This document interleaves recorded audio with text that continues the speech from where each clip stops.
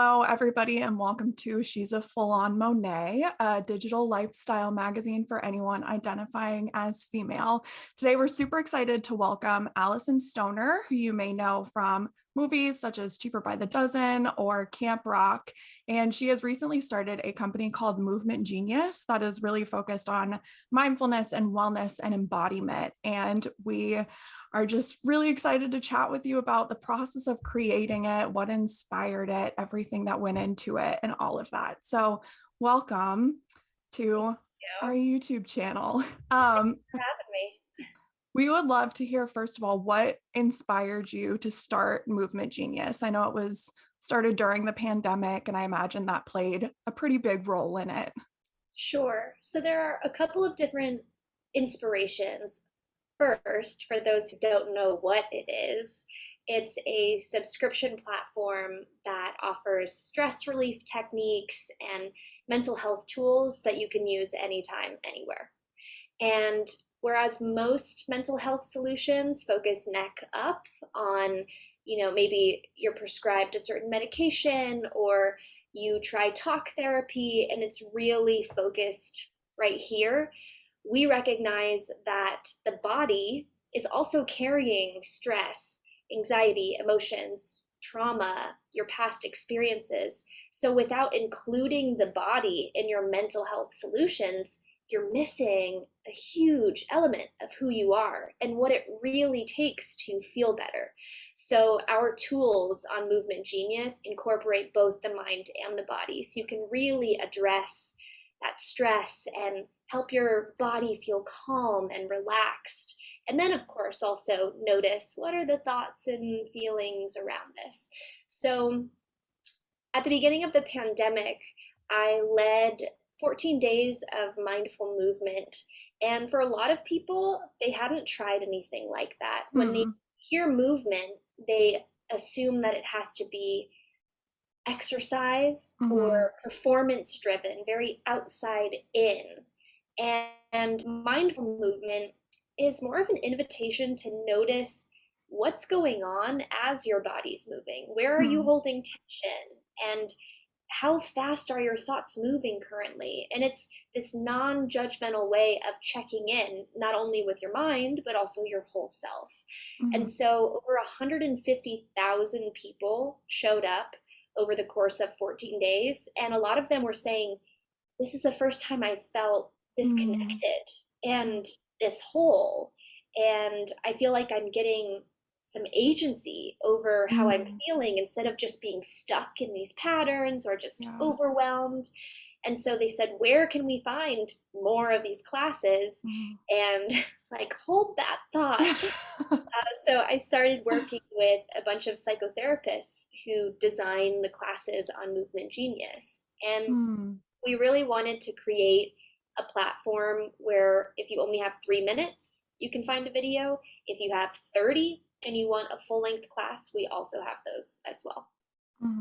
Where did you find the psychotherapists that you work with? So a lot of our psychotherapists have a background in somatics, or at least they understand what it means to administer therapeutic tools while including awareness of the body. Otherwise, as I mentioned, sometimes the tools aren't as effective or they only solve a portion of the struggle.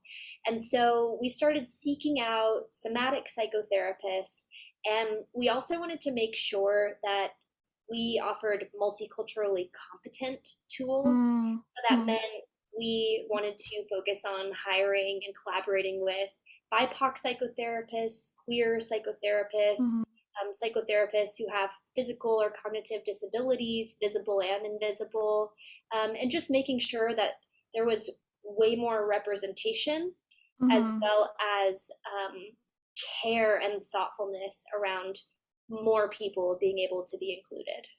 Yeah, I love that. And that actually hits on one of my next questions, which is about all the accessibility and diversity. When you go on to Movement Genius's website, that is something that is just made immediately apparent. Tell us how I don't know if you could maybe give any specific examples, but when it comes to accessibility and embodiment, can you give any specific examples of how some of your, do you call them coaches or Instructors. instructors, how do they incorporate that in your average practice? Or are there other practices that are specifically designed for certain disabilities, disadvantages, cognitive issues? Yeah, absolutely. So first, it's important to sort of lay out the landscape of Mhm, the wellness industry. It's predominantly built by and for and funded by white, cis, hetero, mhm, non-disabled, lean humans. mhm, And so naturally, if they're, and I'll include myself in the category, if we're building tools, we will carry our own biases and limitations. We just mhm, won't even think about what other people are going through because we won't even be aware. So inherently, it's going to be a narrow outcome. And mhm, so, for example, when it comes to making content that our deaf members or our blind members can access, we are really intentional about not only including captioning, but also making sure any audible instructions really help someone understand their position in space. If they're mhm, not able to visually see the class, how can I make sure you can still participate comfortably and not feel like your needs are an afterthought, but really that we intentionally built this with you in mind? Because wellness is something that's deserved, for yeah, everyone by everyone. And so there really are technical decisions you can make when you code into a platform. mhm, You can add widgets and features that make it more accessible. But then the tools themselves, for example, if we're teaching a class specifically for wheelchair users, we mhm, have Rodrigo who teaches adaptive yoga. And something that I didn't think about originally is certain people with certain kinds of physical disabilities will have to have a different pace to their mhm, movement in classes. mhm, Whereas I might be transitioning from one move to the next without being cognizant of the transitional time that someone with mhm, a certain physical disability might need. So, a teacher like Rodrigo, already a wheelchair user himself and trauma informed and just an incredible human, he knows how to guide the class at the pace, in the manner, with the language, and the actual tools that meet someone where they are. So for us, this is the baseline. It's not like a special or impressive decision. For us, if we are going to build anything mental health related, we're striving to make this accessible and inclusive of as many people as possible. mhm, And something that's worth noting is that certain tools that aren't accessible aren't just excluding people in a neutral way, like some people are in and some people out. mhm, Certain tools, when they're not accessible, they actually have a negative, directly harmful impact on the group they're excluding. So mhm. it's not a neutral thing here. It's not just, oops, we forgot. It's, we might actually be adding to the problem if we don't take this approach. So Right. it really just um, motivates you to check Mhm, in at every stage of building a company. And we'll always be learning. That's why my sister, co founder, and I have a team of people who have expertise across all these different areas and who have different backgrounds because, like, it'll take all of us to build a tool that works for as many mhm. people as possible. Yeah. Can you flesh out that last point a bit about the neutral position actually being harmful when it comes to wellness? Because I think that's something that, like, including me, I didn't think about that before you said it just now. And I'm sure a lot of our listeners and readers wouldn't have thought about that either. Sure. So I was speaking with a woman named Aruna Rao, and she is an LGBTQ activist and advocate. She's a parent of a young queer and transgender human, and she also is like the director and founder of some incredible organizations. Mhm. And I was asking her this question about competency, and she said a lot of times people associate cultural competency with just language access. Mm, So if you are a native Spanish speaker and you find a therapist who can speak Spanish, that sometimes is the only consideration that was made. They mm, may not mhm, go any further to understand the difference in terms of culture, in terms of um, gender roles, in terms of uh, so many different biological, physiological, social, environmental factors. mhm, So the competency is quite limited. Um, and then another example that she brought up is if she works a lot with queer immigrants. And mhm, so sometimes they'll find a provider who understands their queer identity, but not what it means to live as an immigrant every day, or mhm, vice versa. And so you're missing the full context of who someone is. And when that happens, a person doesn't necessarily feel safe to be yeah, able to build trust, to try the tool, to heal and really move forward because you're only seeing a portion of who they are. yeah, So, this educational process really is for all of us to mhm, be able to diversify our awareness and understanding. And maybe we don't know all of the details, but it's mhm, important for us to be aware that we all have bias and limitations. And I can start by saying, hey, as someone with a narrow view, what am I missing before we get into this conversation so I can make sure I'm a better support for you? It's like there's a lot of growth that we could each do.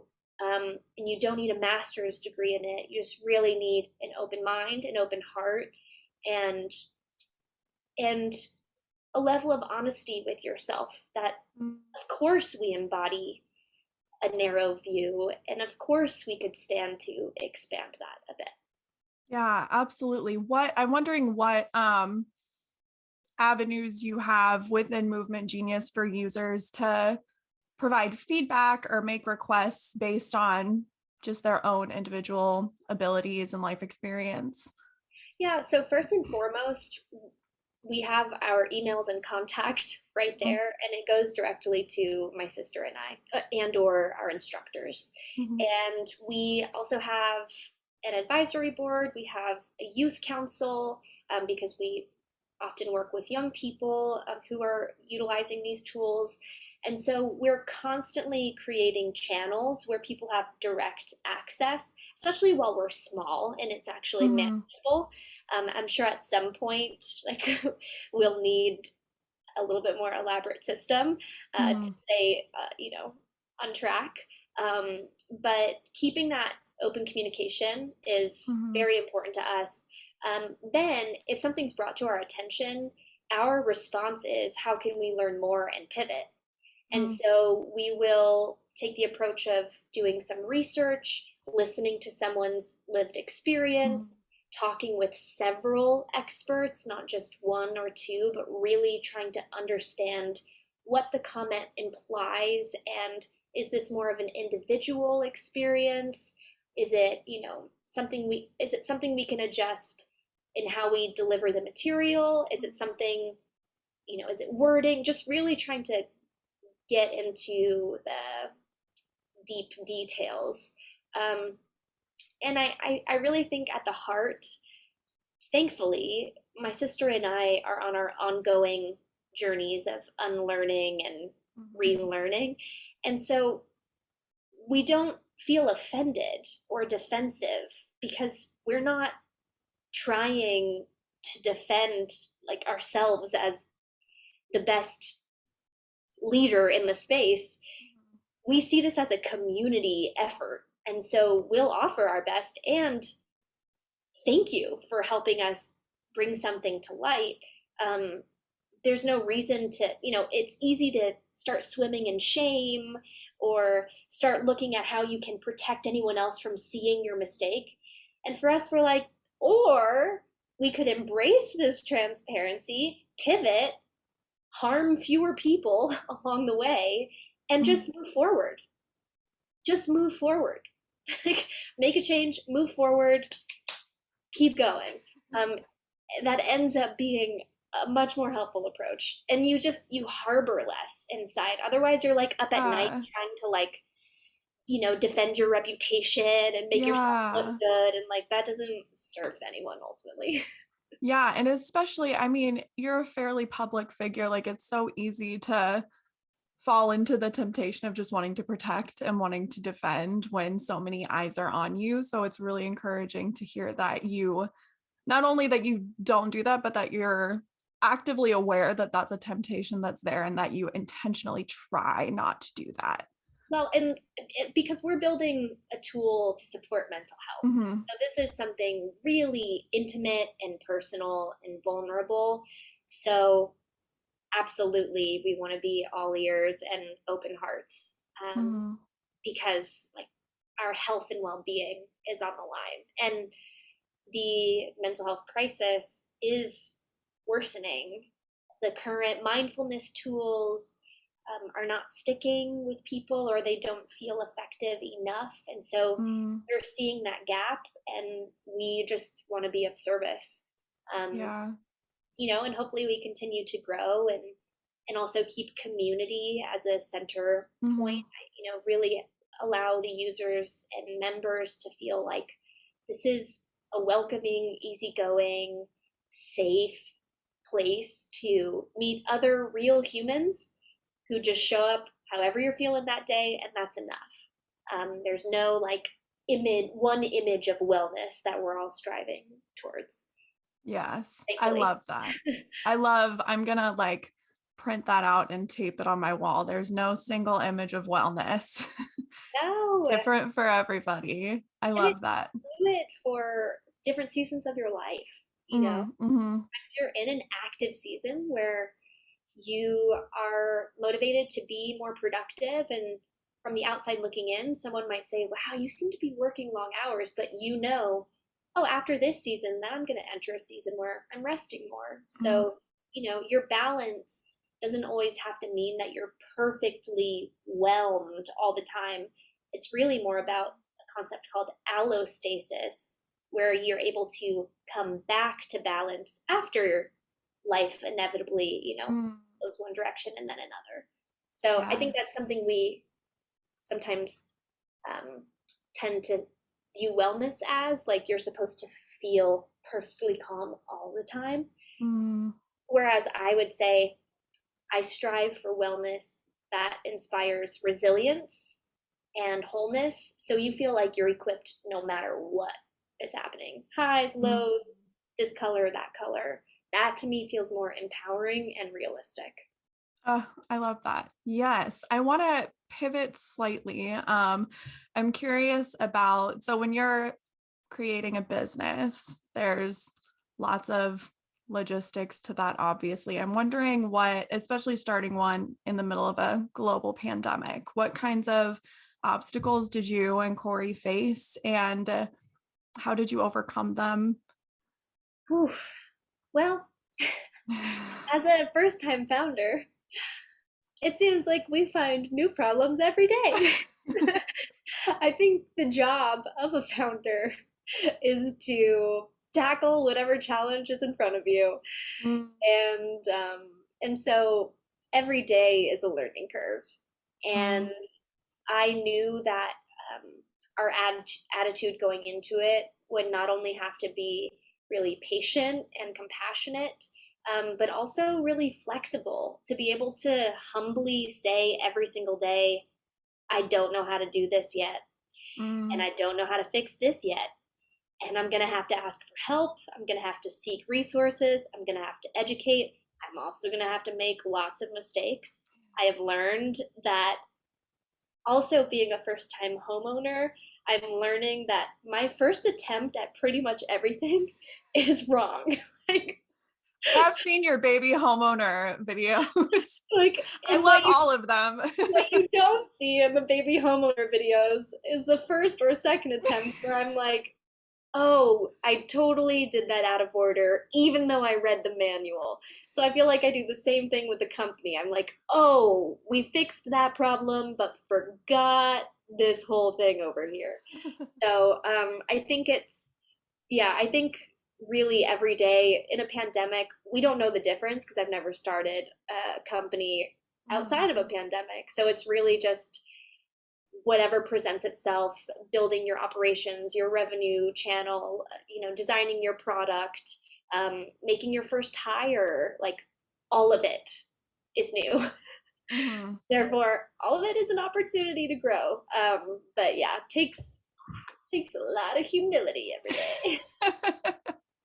Alyson, movement has always been a huge part of your life. I remember seeing you on TV just moving, and I'm not a mover. I've never been a mover. I would try to dance and do things, and it never really happened for me. So I would see you and I would be like, how does she make herself move like that? And I'm wondering how your experience just having movement be such a big part of your life all through your childhood, how your views of embodiment have changed, how your experience with movement has changed, and how that may have influenced Movement Genius as well. Sure. I think first, I always feel compelled to say everyone is a mover. Uh, there's no Okay. one way of moving. However, you naturally move through the world is your Mhm. language. And I actually think that on the one hand, it's really lovely to celebrate, dancers and movers, athletes who have, mastered a craft and are very precise with their motion, and that's wonderful. And sometimes I think we subtly place ourselves in contrast as if like Mm. if we're not that, then we must also not even be a mover at all.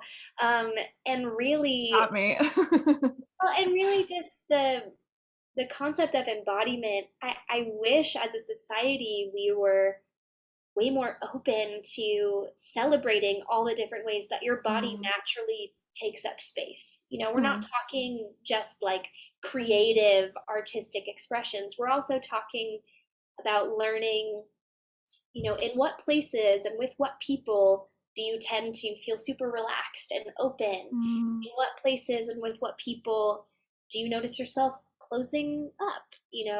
How do Mm. you take up space in conversations versus make space for others? Like, there's just so many other interesting components to embodiment that I think Mm. as a society we overlook. So, to answer your question, my experience of movement growing up was that former precision performance driven Mm. mentality. Mhm. And I was quite disconnected from actually feeling my embodied Mm. experience. I was diagnosed with a condition called alexithymia, which literally means I was unable to name or sense the emotions and sensations happening in my body. Mm. So outwardly, I might come across as very, personable or expressive and emotive on stage, yet I really didn't have the capacity to manage like genuine, honest, sensed experiences. Mm. And that took quite some time with a therapist to learn how to safely rebuild trust with my body, to listen to its cues if it told me it's hungry, or if you know, I was anxious and jittery, like learning how to work with my body as opposed to feeling like an enemy towards it, or Mm. just like saying, get over it, just relax, figure it out. Um, Mm. so, Movement Genius, I think, represents that transformed relationship to the body, one where you are listening, learning, understanding what's going on, and building trust, and also trying some new ways to be in your skin. Maybe you begin to notice that certain habits or patterns are not very helpful or effective for your health and well-being. And so these kinds of mind body classes really help you explore what it would mean to move through the world in a more healthful or whole way.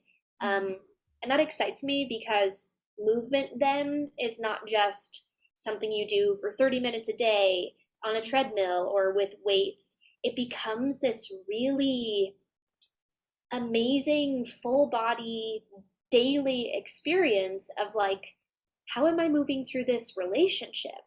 How am I Mm. showing up in my embodiment in my career? And like, you start to see shifts in every area of life, not just, being at the gym, getting your gains. Mhm. So I think, broadening the definition of movement is helpful when we talk about the name of our company being Mm. Movement Genius. Yeah.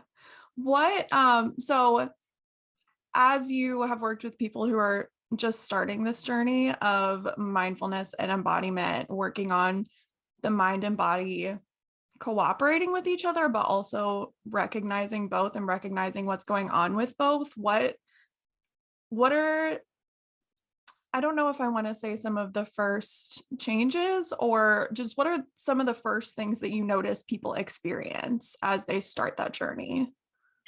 So, something that tends to be really helpful to share with people is that um, a lot of times when we're incorporating the body, we try to use the same tools we would for our minds as if our body operates the same way.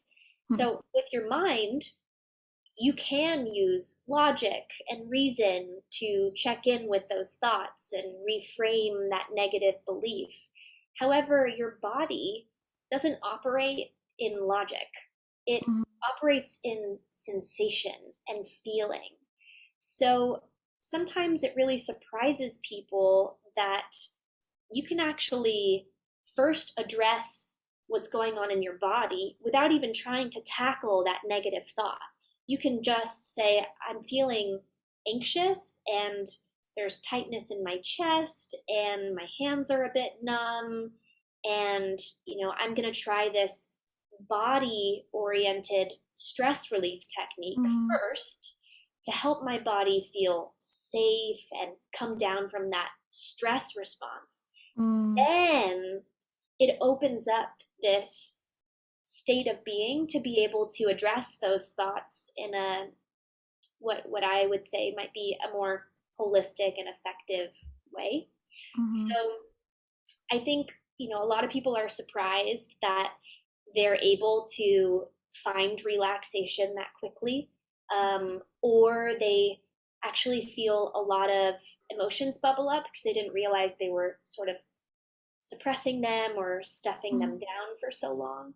It's very individual, and I think that's what's important to acknowledge is that using these tools is it's not a one size fits all or it's not a one destination for everyone. It's learning to ask, how am I feeling? What do I need? And how can I try some of these different tools so that I feel equipped to know, oh, this really works for me, or Mhm. this tool is my go-to before I'm, going to go on stage and give a presentation, or Mhm. this tool is what I do to come down from the high after I give a presentation. Like, I think people feel empowered and encouraged that they have that much agency over their well-being, and anything that we can do to um, empower people to feel like they can handle things just with their mind and body. No expensive equipment, no expensive anything, no exclusive retreats needed. Like, just your mind and your body are enough to feel better. And of course, I know that there are exceptions where, medication and or Hmm. professional support can be really, really helpful. Um, Hmm. so yeah, I think for people learning to speak the body's language Hmm. um, tends to be really surprising because it's like otherwise we're just telling our bodies like just calm down, just relax, and your body's like I don't speak that language. I just have a survival switch and it's flipped on right now. Yes. Help me turn that off. And then Yes. we can address the problem more rationally. Yes. That's so interesting because as you were just saying, I always tried to do the opposite until very, very recently to tackle the mental side of it first and then hope that my body would calm down. But And I mean, and it's like it's an ongoing relationship, so you'll mhm, probably kind of toggle back and forth. We just want to make sure we don't forget the body and mhm, that we do know how to speak to both so that you can address, the actual symptoms of stress and mhm. suffering. Yeah. With all that said, I obviously this is so important. It's not something that I see in practice regularly elsewhere either. So I would love to hear about where you'd like to see Movement Genius a year from now, 5 years from now, in the future in general. What are your dreams for it? Yeah, I think we're starting to see people use the term mental fitness, which in my Ooh. perception seems to be the fact that we're acknowledging mental well-being is important, and just Mhm. like you would schedule time to work out your body, maybe, just maybe, we can schedule time to work out our minds. Hmm. Now, for Movement Genius, since we're outside of that diet and fitness Mhm. culture and less of the performance and more of that wholeness and genuine well-being, I would hope that in a year we'll have our app out, so it's not just our website, and that our members will see it as a go-to place to take a moment for their well-being, and that people will integrate it into their schedule the way they would do any of their other wellness practices. Mhm. And something that I love is since it includes both the mind and body, you can find a meditative experience and something where you break a sweat all in one sitting. So it's very efficient in that way. And we like that for that reason. So I'm really hoping that it becomes a go-to, and also that it um, is one of the pioneers in creating wellness tools that integrate both the mind and body. Mhm. Because right now I open up Calm to meditate, and then I open up Nike training to work out, and then I go to this thing and da da da da da da, and it's all separate. Mhm. And Movement Genius is like, hi, how about we bring our whole selves into this moment and do something that meets us exactly where we are as a whole being? So definitely want to see more mind body tools, and hopefully we'll help lead that space. Yeah, why do you think it's taken so long for people to become aware that this is a thing that they need, that this is necessary? Well, there are several layers to why we might on a daily basis feel disconnected from Mhm. our bodies.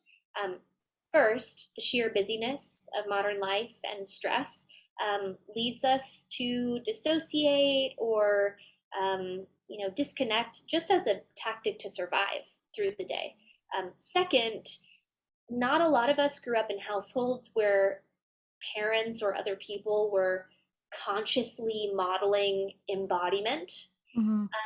Then we have technology being this, access to a whole bunch of information and places, yet that screen can become a barrier to staying connected with your physical self. You end up Mhm. kind of getting distracted or escaping.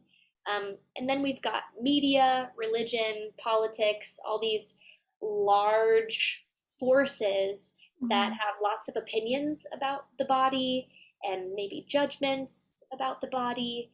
Um, Overlay all of that onto your personal experiences, any difficult challenges you've had with your own body over the years. And it's a recipe for us to just say, no, like, Mhm. I'm not going to deal with that. So, Mhm. have to have compassion there. Mhm. Um, and I think, a lot of us can feel a bit intimidated. Like, what if when I reconnect, I'm going to feel too overwhelmed, or I'm not going to Mhm. know what to do or how to feel better? It's too much. Mhm. And that's why the way we design the tools is only do what feels manageable today. And over Mhm. time, you build that capacity. It's like, you know, building a muscle. And then you feel like, oh yeah, I actually can manage that discomfort, or I can tolerate a little bit more of that heavier emotion and bring myself back to a relaxed state after. So, you know, no harm, no foul, no shame in us being checked out. Also, I will say a few important influences. The Western healthcare system and the biomedical framework that we use has a facet of separating and isolating parts of ourselves in order to address health problems. So it's very common for us to say, oh, you've got a mental health issue, try these mind oriented tools. Mhm. Oh, you've got a Right. physical issue, try these body oriented tools. Mhm. And we miss that intersection.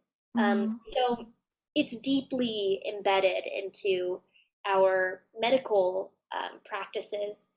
However, there are some, I think trends towards especially young people being open to alternative and complementary practices that Yeah. one day hopefully won't even be considered alternative.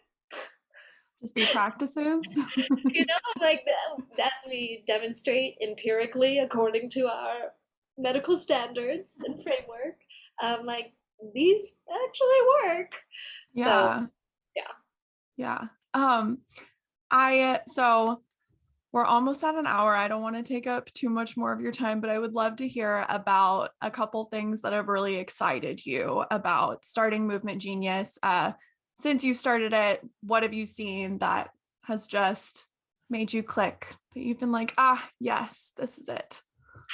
I think something that's really special about building a company the way that we're building is every step of the way is meaningful and impactful. So we're Mhm. not behind the scenes building something or coding something and then hoping 10 years from now it helps someone.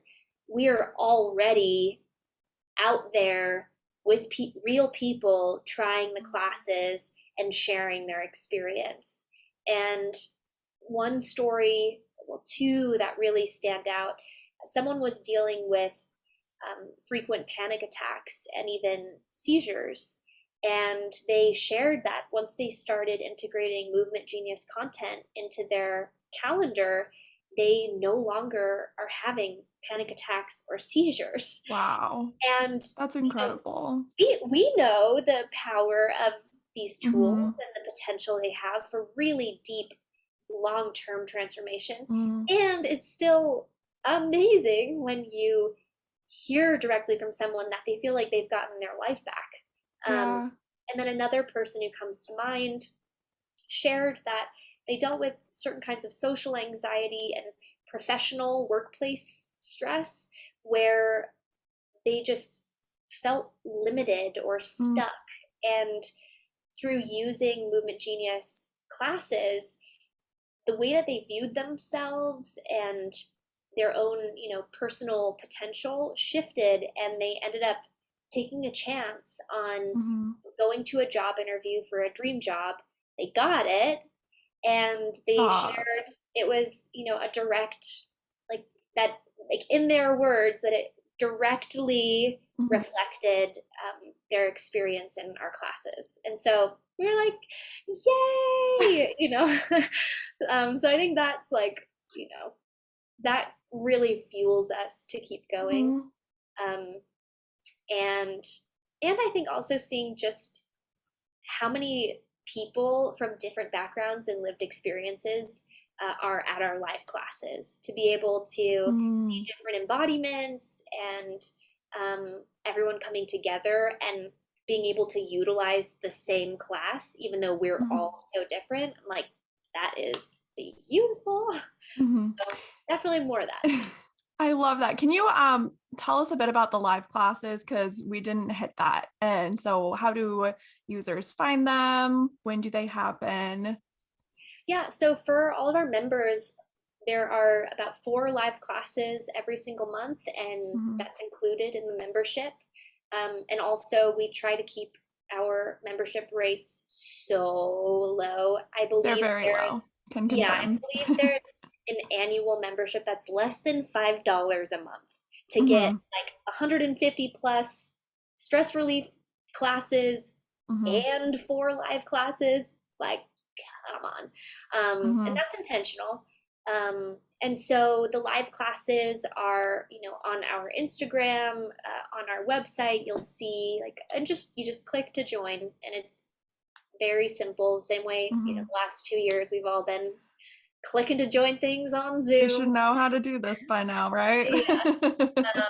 So, and if you have any questions, you can always reach out to us, and we can Mhm. make sure that you know you're all set up. And I believe there's a link for 30 days free in our Instagram bio, so we can make sure that everyone can Yes, and access I'll that. include all the relevant links in the description of this video. And just would you just tell us some of your handles for anyone who might be listening to this on the podcast?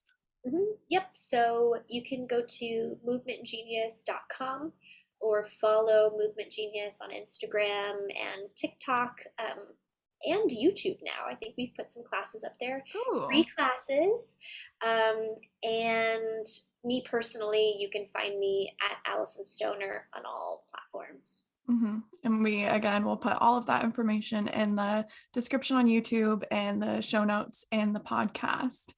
Alyson, thank you so much for talking with us today. This was, inspiring for me. I feel like I learned so much, and I know our readers are going to love it. I hope so. Thank you for having me. And please sign on, come hang. I'm teaching a class tomorrow, actually. Come to Ooh, my class. maybe I will. I could use it right now. Totally. Well, thanks so much. And thanks everybody for tuning in, watching, listening, reading, however you're consuming this. Go over and check out Movement Genius.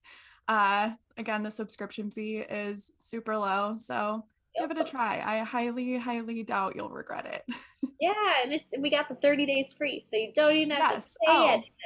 yeah. Even easier. Yeah. And I'll put that link down there as well.